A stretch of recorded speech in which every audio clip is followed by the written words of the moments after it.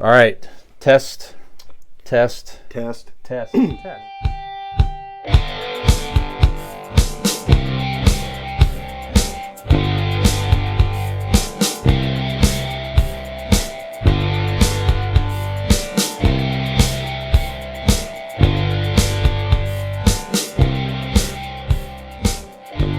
Some Thanksgiving a little bit here, guys. So, next week's Thanksgiving week. You don't really hear, like we said earlier, we don't really hear a lot of.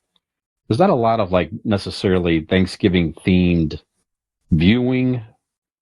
You may have to sort of position it to where maybe it's the stuff that you like to watch around Thanksgiving holidays. Maybe you'll start to watch Christmas movies around Thanksgiving. I don't know. So let's get into our Ask an Idiot segment this week, guys. It just doesn't have to be necessarily, there's no list or, necessarily a number you need to, worry about here. But interested to know, what are some of your traditional Thanksgiving viewing, whatever it might be? Why don't we start with you? What do you like to watch around the Thanksgiving holiday, sir? Well, I believe that this movie in particular, not a lot of people I've come to realize do not think of it as a Thanksgiving movie, but I do. This is The Nightmare Before Christmas. Also, now think about it. It is goes from Halloween Town and Halloween, and they get to Christmas. So when should be the perfect time to see it? Right in the middle, Thanksgiving. So to me, it's not about Thanksgiving, but it is the perfect time to see it. Right in between Halloween and Christmas. Okay. Tim, how about you? What do you think you like to watch around Thanksgiving? Football. Thanksgiving Day, I will catch a football game. I'll probably watch the Cowboys game. Mm-hmm. Don't know yet.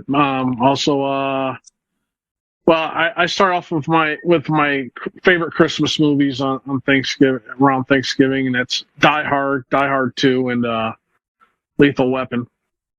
So, that's it. When you talked about this, I looked up Thanksgiving themed movies, and there just aren't a lot out there. Mm-hmm. None that I've seen. So I know there's one in particular, and I know it's one of Brian's favorites. Yeah, I know you've seen this movie, Tim. My favorite Thanksgiving movie, maybe the only one I could really think of, but it's a fantastic movie. I watch it every year. Planes, Trains, Automobiles with the great Steve Martin and John Candy. Yep. Those two guys, right. man. If you have not seen this movie for some reason, go watch it this year. Watch it immediately. They play so well together, and there's definitely a lot of ebbs and flows with this movie where these guys are just sort of thrown into to have surviving together, not surviving, but they're just trying to get home. That's what it is. Right. They get stuck together traveling, and John Candy takes it upon himself to try to get Steve Martin home to Chicago in time for Thanksgiving.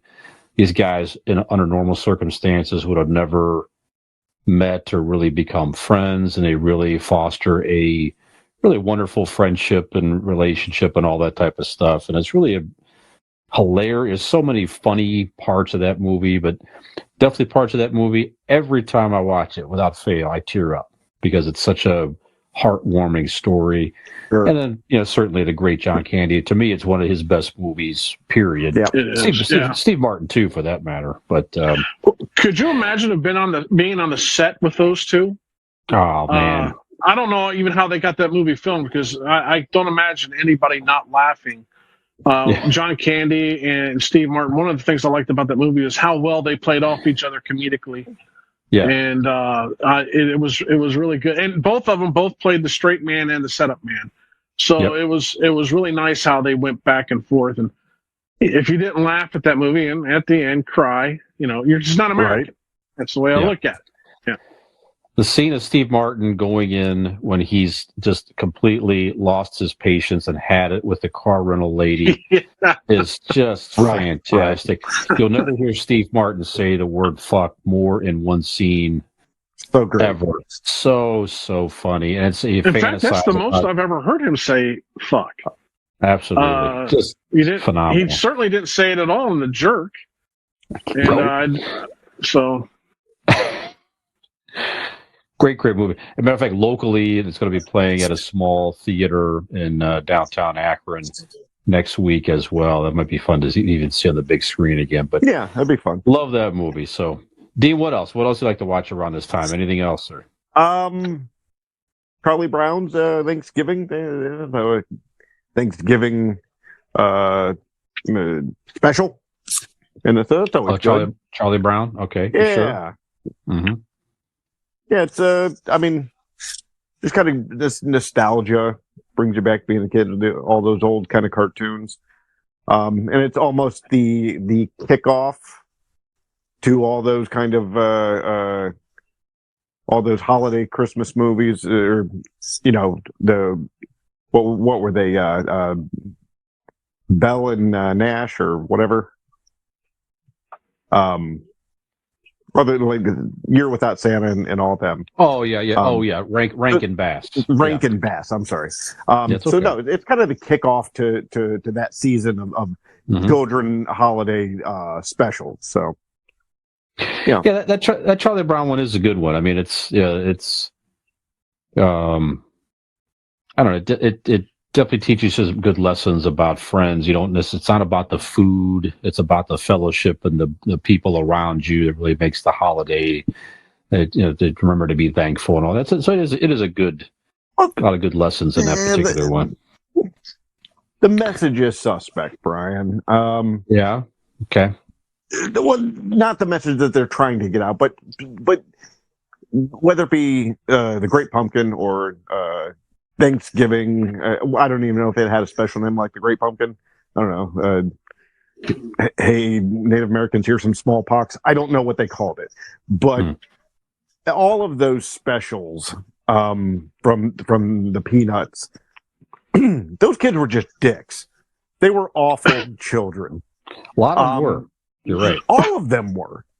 I mean, let's take out of consideration that Charlie Brown himself was just a fucking loser.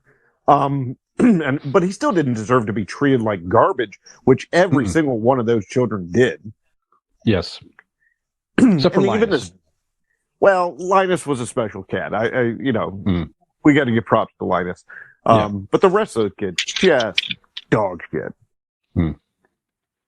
Yeah, I don't think you learned in this one. Somebody should have told Pigpen to take a bath. That's true. Right. Dirty little prick. Yeah, and one other lesson you learn from that special is that Snoopy can fucking butter some toast. You know what I mean? You remember that? Remember that scene or not? So yeah, Snoopy can fucking butter some toast like nobody's business. You know what I'm saying? A prick too, though. Snoopy he's an asshole dog. Yeah. That's for sure. He's not a good dude. Yeah, he would have been euthanized under normal circumstances. Right. Yeah, by an owner. Yeah, absolutely. Wow. Yeah. Charlie Brown just took a really dark turn. Yeah. Watch it again. Watch again. It's just garbage children doing garbage things. That's right. Yeah, but now my childhood's just ruined because you said that. Now the glass broke. Yep. That's what I'm here for. I'm with you, Tim. I do like the football. That's tradition. For many, many years, these two teams signed some type of a deal with the NFL. Detroit Lions always plays at home at 1:00, and Dallas Cowboys always plays at home at 4:30. That's it. Every single year they've been doing that for 50 years, something ridiculous like that. So, certainly both teams have had success in one way or another. Certainly Dallas had some really good years. So, my grandparents, I used to go to the house I'm in, my mom's parents. Bless their heart, man. I tell you what, they would eat early in part so little Brian could go sit in front of the TV and watch the Dallas Cowboys at 4:00. We'd always eat early in part to make room for football. So I always think about past memories of sitting around with family watching it, and I still do it to this day. We'll eat, same type of deal. We'll eat earlier in the afternoon in part so we can sit down and relax and watch the Cowboys game. So just really nice traditions with football. You guys watch the Macy's parade? Is that something of interest to you? Do you watch any of the Macy's parade, or is that not of interest at all these days? Tim, are you a Macy's parade fan on Thanksgiving I Day at all? watched it as a kid with my mom because my mom loved it, and so I would watch it with her. But then, when I got older, I just quit watching the Macy's Day Parade, unless I was kind of hoping one of the balloons would float away, or there would be some kind of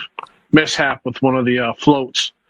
Like a That would be, horrific accident where Snoopy finally has his vengeance on society, pops and just kills like a handful That's of people right. on the You streets see of a New York City. euthanized Snoopy balloon, Yeah. Snoopy float. Yeah, that would be fun to watch. Charlie Brown like finally that. loses it. Yep. Yeah. Yep. That's good. Dean, how about you? A fan of the parade or no? No, I watched it when I was a kid, and if it's on, I'm not going to turn it off. But it's not something I search out. The musical acts on there, I don't know who they are. No. And when I do stop and watch them, I'm asking myself, A, who the hell are these people? And B, is it that difficult enough to rig up an actual sound system rather than have every single person lip sync poorly? Yeah, it's horrible. Fuck 'em. Yeah. Well, I don't. I do want to bring up, being that Dean is a Zennial, Brian, we grew up without cable. So we had to watch the Macy's Day Parade because that's all that was on. Yeah, so very limited. We had 3 channels. Yep, that's right. Yeah, very limited. And I do not need to see any newer band attempting to create some type of fucking Christmas song that they're trying to grasp at, and hopefully they have some type of success as Mariah Carey or somebody that just 99% of them is terrible, horrible. Don't need to see it. I do like the high school marching bands. I think that's really cool. It's good to see those kids do that. Obviously, I was a marching band for my high school years, so I do enjoy that. I could appreciate probably the thrill for those kids to get out there and march in front of all those people. That's good. Like you said, I love the balloons and everything. It's pretty cool. And I tell you what, if I watch any part of that parade, I can't remember the last time I did not watch toward the end of it when Santa comes. I love that even now. That's kind of the ringing in of the holiday season. And the same motherfucking dude's been doing Santa Claus, I don't even know how many years now. Guy looks the part. Guy? I think. Huh. I don't think he can be anymore. I mean, that guy's got to be pushing 90 by now. I don't know. I mean, it looks like it's the same guy. I mean, he's certainly getting a little bit older and things like that, but he just looks the part. I just love that whole. I get excited to see Santa Claus even as an adult. Yeah, I just love all that stuff. It takes me back to being a kid, and also, just remembering being Santa for Peyton growing up and all that. Just a nice, warm memories for me to see Santa Claus coming on Thanksgiving. So absolutely, that jolly old elf scared the hell out of me as a kid. Santa did? Sure. Yeah, he came down the chimney, man. I mean, what kind of black magic stuff's he got going on? He can come down the chimney, not getting his soot on his costume, dump off a bunch of presents. Well, he's magic. And then go back up the chimney. So I said, it's some kind of dark magic this guy's got going. He can come and get me at any time. So he was an elf. It's Santa Claus. He can come wherever he wants. That's right. That's right. Hey there, if you like that video, or if you just like to watch us make fools of ourselves, please like and subscribe to this channel. We really appreciate it, and we hope to see you back here.